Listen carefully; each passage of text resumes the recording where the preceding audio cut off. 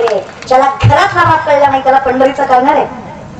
नाकाच्या शेंड्यापासून टाकल्यापर्यंत गंधन बापाच्या टोंगरेत लागला आणि देव भेटला नाही. अरे तू बाप टाकला, हे डोकं आहे ना तुला?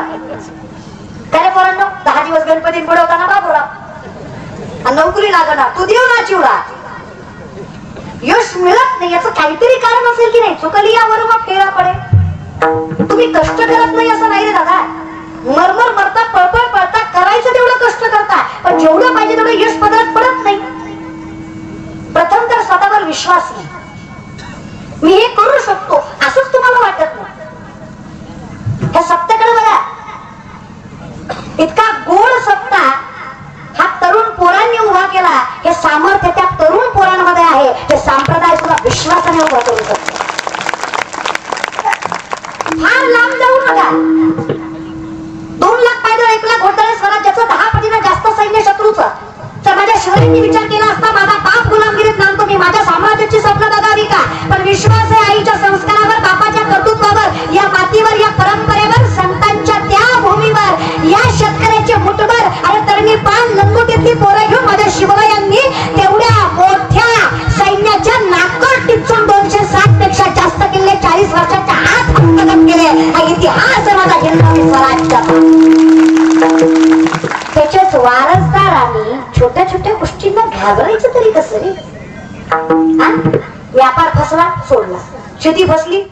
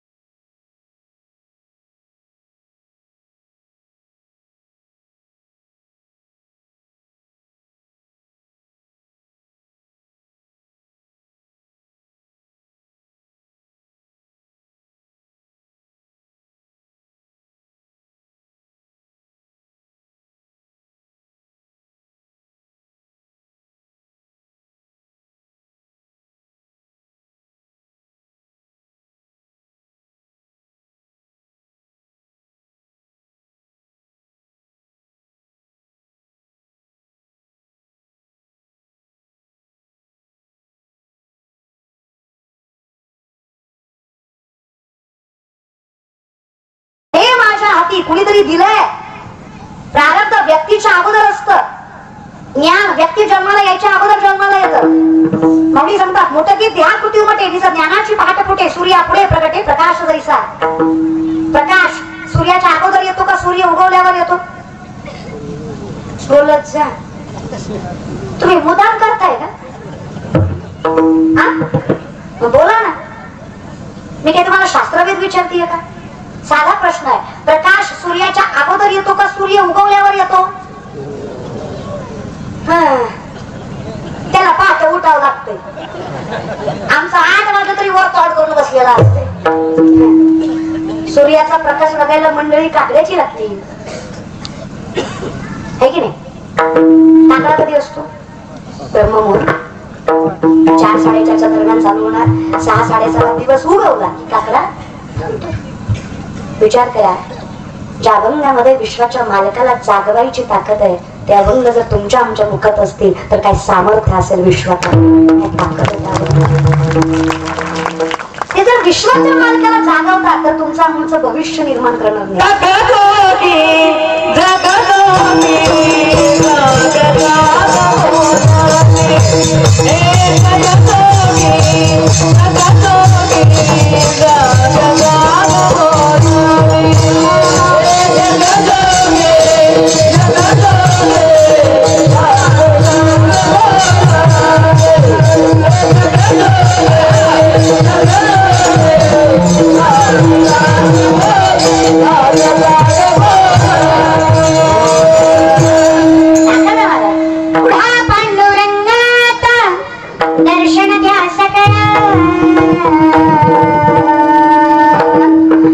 वैष्णवांचा मेळा गरुडा पायी दाटला.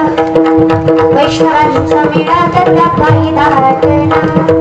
पुढा पांडुरंगा ग्रहात समयोपातला. वैष्णवांचा मेळा गरुडा पायी जगजोगी जगजोगी जाग जाग बोलती.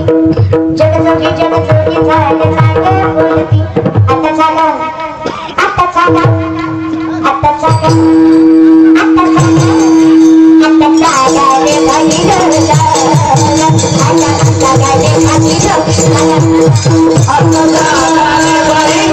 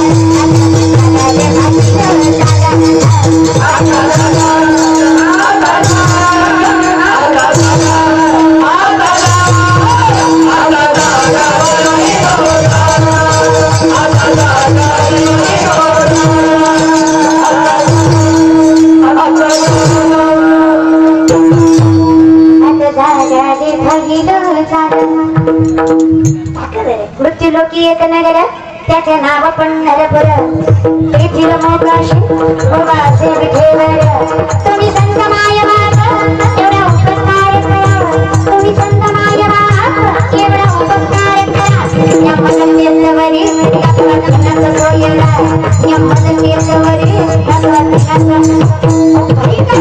ज्ञान हे बदल झाले वाचा बोले कोमड. नाकमुख गळू लागले काल आणि शेंबुड. श्वान कवी कधी धारी अवघे करते हर तुम्ही संत मायबाप एवढा उपकार करा. यमदंडेश्वरी दानवेनाचा सोयरा. गरुडाचे पाय गरुडाचे पाय गरुडाचे पाय गरुडाचे पाय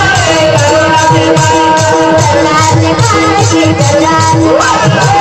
गरुडाचे पाय गरुडाचे पाय.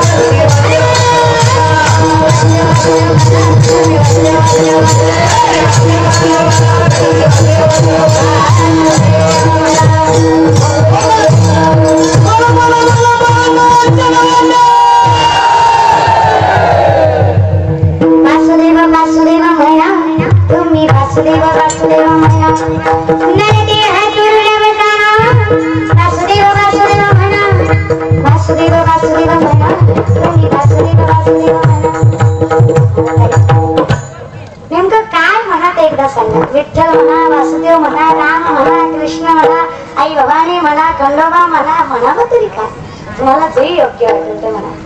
जगाच्या मालकाचा नावाचा नियम आहे. काल वेळ नाम उच्चारिता नाही, दोन्ही पक्ष पाही उद्धरते.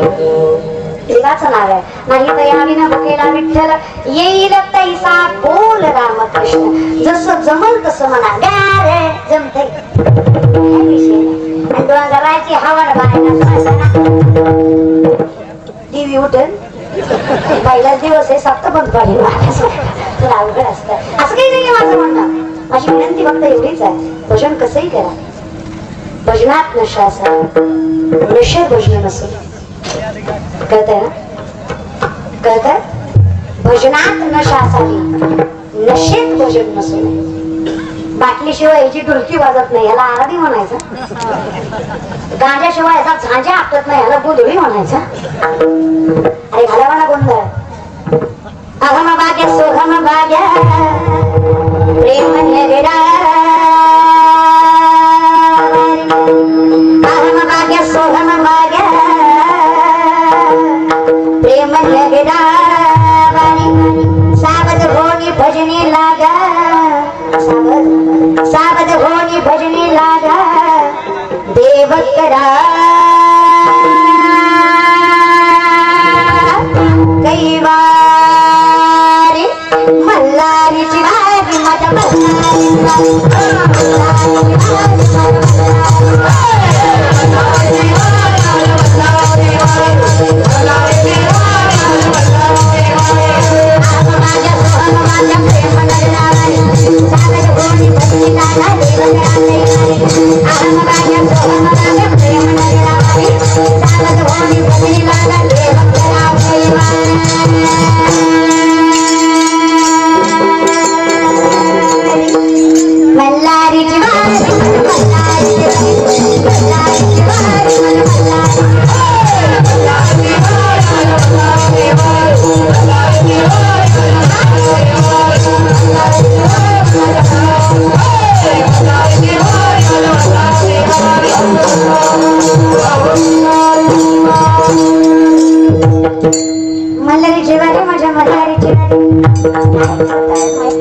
नावच फार मल्हारीची वारी माझ्या मल्हारीची वारी मल्हारीची वारी माझ्या मल्हारीची वारी भगवंताचं नाव आहे कसं मला सांगा मग रागाने खाल्ला गोड लागत नाही लागतो का नाही विष प्रेमानं पिलं मरत का नाही घरी गेलं पिऊन बघा सकाळी कळतंय आता विष येते मारणारच आहे मग तो गोड लागणारच आहे बोलताना नाही द्यायचं त्याला विषाचं काम आहे मारणं मधाचं काम आहे गोडवा देणं तसं विठ्ठलाच्या नामाचं काम आहे पुण्य आणि समाधान देणं जसं घ्यायचं लेकराचं नाव विठ्ठल आहे त्याला हात मारले विठ्ठला तरी पुण्य म्हणून तर जुनी माणसं लेकरांची नाव देवाच्या नावावरून ठेवायची इडी नव्हती ती पहिली माय 12 दिवस तरी लेकराचं तोंड जगाला दाखवत नव्हती मागलीचं वर्णन आहे लाटी जे लिहिले न पुसेगा काही केले सटवीची राती जिन विसंबी वाती ते ईश्वरा निर्णय चित्ती वाहने सुद्धा 5व्याच दिवशी सटवी माथ्यावर जन्म मृत्यू लिहितंय भविष्य लिहितंय हे सत्य माऊली म्हणतात म्हणजे खोटं नाही ते 12 दिवस उमटायला लागतं पण कमीत कमी 12 दिवस तरी लेकराचं तोंड जगाला दाखवायचं तुम्ही तुम्ही जन्माला आल्यावर 3ऱ्या सेकंदाला फेसबुकला पोस्ट टाकता baby is come okay like subscribe and share खरं आहे तुझं दादा काही म्हणा विज्ञानाची पिढी आहे आजची हुशार आहे तुम्हाला हे मान्यच करावं लागेल की पहिल्या पिढीपेक्षा आताची पिढी हुशार आहे कॅप्चरिंग पॉवर त्यांचं जे मॅनेजमेंट आहे जे मेंटॅलिटी आहे खूप योग्य आहे काहीच वावगं नाही आहे त्यांचं ज्ञान खूप आहे पण चुकीच्या मार्गाने वापरतात हुशार आहे मार्गदर्शक चुकीचा आहे पोरं हुशार नाहीत असं नाही पहिल्यापेक्षा जे म्हाताऱ्याला कळत नाही ते नातवाला कळत म्हाताऱ्याला मोबाईल उचला येत नाही नातू सॉफ्टवेअर मारून देईल हुशार आहे तो खरंय की नाही लेकरं हुशार आहेत रे चुकतोय तर फक्त मार्गदर्शन आहे त्यांचं कसं झालंय एक माणूस एका महाराजाकडे गेला म्हणला वर्षात लेकरू झालं पाहिजे खरं तर हाच विनोद आहे पण मरू दे तिकडं महाराज म्हणला हरकत नाही नारळ घे तुला वर्षात होईल हा वर्षानं महागारी आला म्हणला भामताय तू वर्ष झालं लेकरू नाही महाराज म्हणला दुसरा घे पण माणसात गुंगरू नको झालं नाही जयाचे आहे तर धड नाही तयाचे पवित्र पुस्तिक आहे अशी अवस्था त्याची हा 2 वर्षाने आला म्हणला भामताय तू 2दा नारळ घेतला एकदा लेकरू नाही महाराज म्हणले आजपर्यंत माझा नारळ फसला नाही तुझ्या बाबतीत 2दा फसला तुझंच काहीतरी चुकतं अचानक महाराजाला आठवलं महाराज म्हणले खरे जेवढी माणसं माझ्याकडे लेकरू मागाय आली सगळी बायको घेऊन आली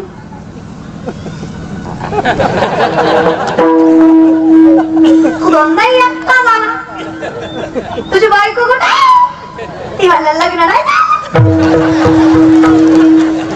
तुम्ही सांगा डब्बावाडीकर किती नारळ दिले लेकरू मी सांगते तुम्ही किती भजन केल्यावर देव भेटेल भावे विन भक्ती भक्ती विन बळे विन शक्ती भावे विन देव न कळे गुरु विना भव कैसा कळे भव बळे आकडे येरू विना कळे खर तरी आवडे नाही नलगे एक भावाची कारण तुका प्रेमाचा भुकेला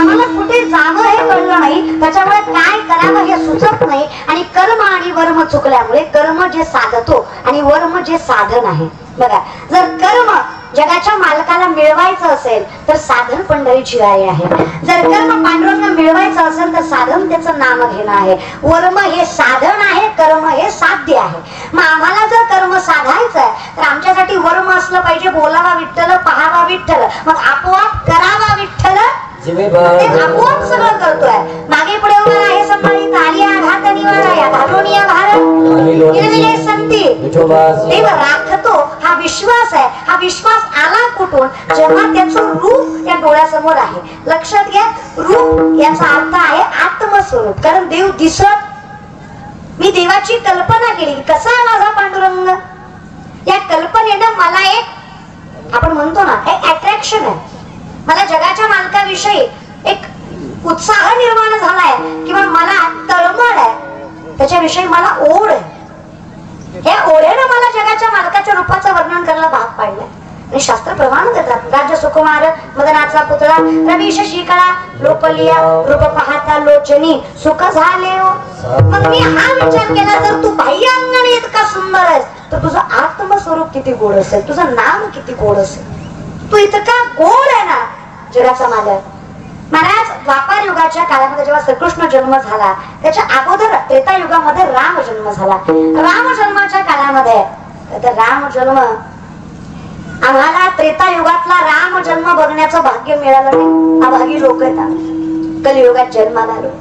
आम्हाला त्रेता युगाच्या राम जन्म बघता आला नाही, पण आम्हाला कलियुगातला राम सोहळा बघता येतो. हे फार सौभाग्याची गोष्ट आहे. आणि ती पिढी आहे जी पुढच्या पिढीला सांगू, अरे ते राम मंदिर झालं ना विश्वातलं सगळ्यात देखणं, त्याला आम्ही साक्षीदार होतो. ही पिढी आमच्या सौभाग्य मिळालं. या पिढीला हे सौभाग्य मिळालं की रामाचा इतका सोहळा. म्हणलं काय तरुण मंडळी, 31 डिसेंबर आपला नाही. तुम्हाला एक वाक्य स्पष्ट बोलू का? आपल्या बापाला बाप म्हणलं तरच लोक खानदानिक म्हणत असतात. खरंय ना? लोकाचा श्रीमंत आहे म्हणून लोकाला बाप म्हणतो का आपण? आपला गरीब आहे म्हणून त्याला सोडतो का आपण? अगदी तसं आहे. 31 डिसेंबर हे परंपरा माणसे आले दादा. आणि विनंती बर का, गाव आपलं, माती आपली, तालुका आपला, जिल्हा आपला, राज्य आपला, परंपरा ज्ञान त्यागही आपल्याच पूर्वजांचा. मग या मातीत साम्राज्य सुद्धा आपलंच पाहिजे. विनंती तरुण मंडळीला, गोरी दिसली गाला कसली माझीच आहे, आपल्या बापाची पेन नाही. हे सोडून पण काहीतरी कर्तव्य असतात माणसाची, हे की नाही? मोठे व्हा, पैसा कमवा, अर्थ पुरुषार्थाचं लक्षण आहे. पैसा कमवणं पुरुषार्थाचं लक्षण आहे. असं समजू नका की आपण गरीबाची आहे. श्रीमंत आहे आपला बाप, पंढरीचा राजा, द्वारकेचा राजा आहे, सोन्याच्या सिंहासनावर बसतो, सोन्याचा मुकुट घालतो. त्या बापाची लेकरं आपण. एकही संत गरीब नाहीत, एकही संत गरीब नाहीत. ज्यांचा अभंग आहे, जगद्गुरु तुकोबार आहे, 65 लाखाची सावकारकी. किती? आताचे नाही, 450 वर्षापूर्वी. आताचे 10 लाख म्हणजे तवाचा रुपया, अशा हिशोबाने 65 लाख. बरं का? 25 बैलगाड्या कर्जपत्रांनी भरल्या होत्या जेव्हा कर्जपत्र इंधणी उडवायची ठरवली. एका कागदावर 100 ते 200 एकरी जमिनी, 300 ते 400 थोडं सोनं होतं, बऱ्याकडे घाण होतं. अशा कागदांच्या किती बैलगाड्या? 25 बैलगाड्या. वारकरी संप्रदाय का समजून घ्यावा? आजच्या पिढीला संत का समजून घेणं गरजेचं आहे. संत कळल्याशिवाय माणुसकी कळणार नाही. या जगातले शेतकऱ्यांचं कर्ज माफ करणारे पहिले महापुरुष जगद्गुरु तुकोबार, वारकरी संप्रदाय. या जगात सगळ्यात पहिल्यांदा शेतकऱ्याचा कर्ज जगद्गुरु तुकोबारांनी माफ केलं. दुसरे छत्रपती शिवाजी महाराज, बाकीचे मला माहित नाही, गरज बी नाही. कळतंय ना? थोडा विचार करा, सामर्थ्याने विचार करा जरासा. कुठे चुकताय? मार्गदर्शन चुकताय. पैसा कमवायचा ना, पण जोडून या धन उत्तम, हे पण कळलं पाहिजे ना आजच्या पिढीला. कसा कमवायचा? अरे सगळं काही करता येतं, काहीच अवघड नाहीये, काहीच अवघड नाही. स्वतः विश्वास पाहिजे फक्त. व्यापार करायला, स्वतःची प्रसिद्धी वाढवायला ज्ञान, फक्त ज्ञान, काही नाही. आणि ज्या विज्ञानाच्या काळात तुम्ही जगता ना, तुम्हाला मूळचं ज्ञान कळत नाही. तुम्ही फक्त फळाकडे लक्ष देताय, मुळाकडे देत नाही. मूळ काय माहित? आदिनाथ गुरु सकळ मच्छिंद्र दयाचा, मच्छिंद्राने बुध गोरक्ष बळला, बहिणी प्रसादे ज्ञान देवा सार चोजविले, ज्ञान दे दे रचिला. तो वारकरी संप्रदाय पाया आहे, त्याच्याकडेच तुमचं लक्ष नाही. आणि काय विज्ञान विज्ञान करताय? त्या जगातले सगळ्यात मोठे सायंटिस्ट ज्ञानोबा आहे. 90% विज्ञान म्हणजे Dnyaneshwari. 90% science it's Dnyaneshwari. Science करताय, कॉमर्स करताय, आर्ट करताय, पॉलिटेक्निकल करताय, मेकॅनिकल इंजिनिअरिंग, कॉम्प्युटर इंजिनिअरिंग करताय, BHMS करताय, MBBS करताय, भरतीची तयारी करताय, मेडिकल, कुठल्याही क्षेत्रामध्ये काम करताय, व्यापार, राजकारण, समाजकारण, संसार, शेती, जे काही आयुष्यात करताय, तुम्हाला कुठलाही प्रश्न अडू द्या, फक्त एकदा ज्ञानेश्वरी वाचा, तुम्हाला त्या प्रश्नाचं उत्तर मिळेल. विश्वासाने सांग. कठीणातल्या कठीण आणि सोप्यातल्या सोप्या प्रश्नाचं उत्तर ज्ञानेश्वरी आहे. आजच्या पिढीला माझी हात जोडून विनंती आहे, तुम्हाला ज्ञानेश्वरी नाही कळली तरी वाचा. ज्ञानेश्वरीला तुम्ही कळला, तुमच्या जीवनाचं कल्याण आहे. ज्ञानोबारांना तुम्ही कळू द्या. एक बोट दिला फक्त ज्ञानेश्वरीवर, आयुष्यभर माऊली तुमचं बोट धरतील. फार मन मोठं आहे माझ्या माऊलींचं. विश्व माऊली येते. एका लेकराचं आई व्हायला 18 वर्ष पूर्ण लागतात, बरोबर आहे? एका लेकराची आई व्हायला 18 वर्ष पूर्ण लागतात. वयाच्या 16व्या वर्षी अख्ख्या विश्वाचे माऊली झाले. त्यांना ज्ञानोबाराय म्हणायचं काही ताकद असेल माझ्या. विश्व माऊली, कैवल्य साम्राज्य चक्रवर्ती ज्ञानोबाराय जर कधी ज्ञानोबायांचा त्रास आठवला ना तर अंगावर काटा येतो माऊली. ज्यांनी जगाचा उद्धार करावा त्यांच्याच लोकांनी त्यांच्या झोळीत सतत धान्य टाकू नये. दगड मातीची त्यांच्या झोळीमध्ये पाहिजे तेवढी भरती करा. ज्यांनी विश्वासाठी लढावं, ज्यांनी विश्वातलं सगळ्यात गोड, सगळ्यात सामर्थ्यवान आणि सगळ्यात श्रेष्ठ ज्ञान आमच्या पदरात टाकावं, त्या माऊलीच्या पदरात लोकांनी भाकरी टाकली. जी ज्ञानेश्वरी आमच्यासारख्या लेकरांना वैभव देते, प्रसिद्धी देते, पैसा देते, सामर्थ्य देते, समाधान देते, त्या माऊलींच्या पदरात कधीच चूक पडली. 31व्या वर्षी संजीवन समाधी घेतली माझ्या ज्ञानोबारांनी. वयाच्या 16व्या वर्षी ज्ञानेश्वरी सांगितली. काय वयाचं भान ठेवतं रे. 1400 वर्षाचं वय चांगदेव महाराजांचं, 14 विद्या 64 कला, 1400 वर्षाचं वय. पारंगत, मेलेला मृत्यू झालेल्या माणसाला जिवंत करायची ताकद त्यांच्या योगामध्ये आहे. पण जेपर्यंत माऊलींच्या चरणावर मस्तक ठेवलं नाही तोपर्यंत खऱ्या समाधानाचा आणि खऱ्या ज्ञानाचा अर्थ त्या चांगदेव महाराजांना कळला नाही. इतकी ताकद माझ्या माऊलींमध्ये आहे. काय पडलं त्या माऊलींच्या पदरात. आज त्यांच्या जीवावर आमच्यासारखे लाखो माणसं जगतात. अजून काय पाहिजे. ज्यांनी आम्हाला जगवलं त्यांचं आयुष्य किती कटतर होतं. ज्या तुकोबारांनी आम्हाला घडवलं, ज्या गाठ्यानं आम्हाला करवलं, वाचवलं, त्या तुकोबारांचा विचार केलाय कधी. धान्याची कोठार दुष्काळात या माणसांसाठी रिकामी केली. या माणसांनी इतकं वर वाढलं की स्वतःची बायको लेकर अन्न करून मिली. दुष्काळी आतेला जवेला मान, दुष्काळी आतेला जवेला मान,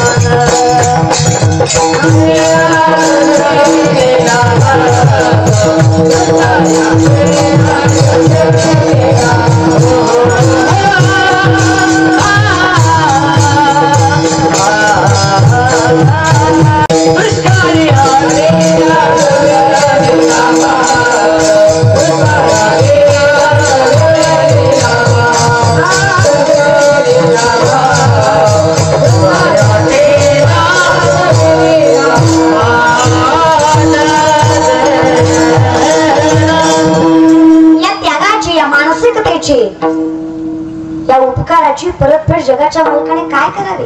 तुकोबाराच्या मातीहून चालतात ती माती विठ्ठल विठ्ठल म्हणते. ज्या दगडाला हात लावतो तो दगड पांडुरंग होतो. ज्या माणसाकडे बघतात तो माणूस विठ्ठलमय होतो. तुकोबारा कीर्तन करायला लागले तर पुणे नायगाव येथे मेलेला पोरगा उठून उभा राहतो एवढं सामर्थ्य माझ्या तुकोबाराला. तुकोबा समर्थ ज्यांनी केला हा पुरुषार्थ. काय ताकद माझ्या तुकोबारांची. काय ज्ञानोबारांची संपत्ती. जयाची आजवारी, सोन्याचा पिंपळ, काय नागबाबांची संपत्ती. आलेला माणूस सोन्याच्या ताटात आणि चांदीच्या वाटीत जेवत होता. अशी लाखो माणसं कीर्तनाला यायची. नागबाबा प्रत्येकाला धनधान्य द्यायचे. आणि नामदेवरांची बायको राजाई 3.5 क्विंटल सोन्याच्या पलंगावर झोपायची. डोंगरवाडीच्या बाया 3.5 क्विंटल सोन्याचा पलंग होता. नामदेवराच्या बायको राजाईला झोपाया तरी नवऱ्याच्या घरी जी शिवाय बोलत नव्हती.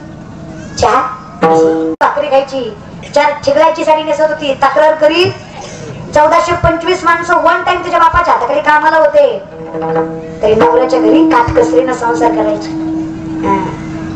आणि तुम्ही सवय करू सर आपल्या बापाचा तो पेटन आपल्या असल्या वागलेलं 3 टाइम खाती तरी माहेर गेल्यावर मग ती काय जानवर भेटलंय आई बनवून सांभाळलंय 3दा खाऊन काय घेऊन कमी केलं. अगं धोतर फाटलं नाही तुको करायचं. धोतर फाटलं नाही तुको करायचं. 3 गाठी मारल्या. किती दोरा नाही हो, दोरा नाही. 65 लाखाची सावकारकी लोकांना वर पडून दिलं. दोरा नाही, दोरा काय तुको बरं माझे. दोरा नाही महाराज. बायकोनं 3 गाठी मारल्या. खालनं 2 पळसाची पानं लावली. माझ्या नवऱ्याचं धोतर फाटलं एक जगाला दिसून येईल. लोकांनी माझ्या नवऱ्यावर हसून येईल. काय बायको म्हणायची महाराज. आणि आपली माणसं आल्यावर मुदाम करते. पाहुणा आल्यावर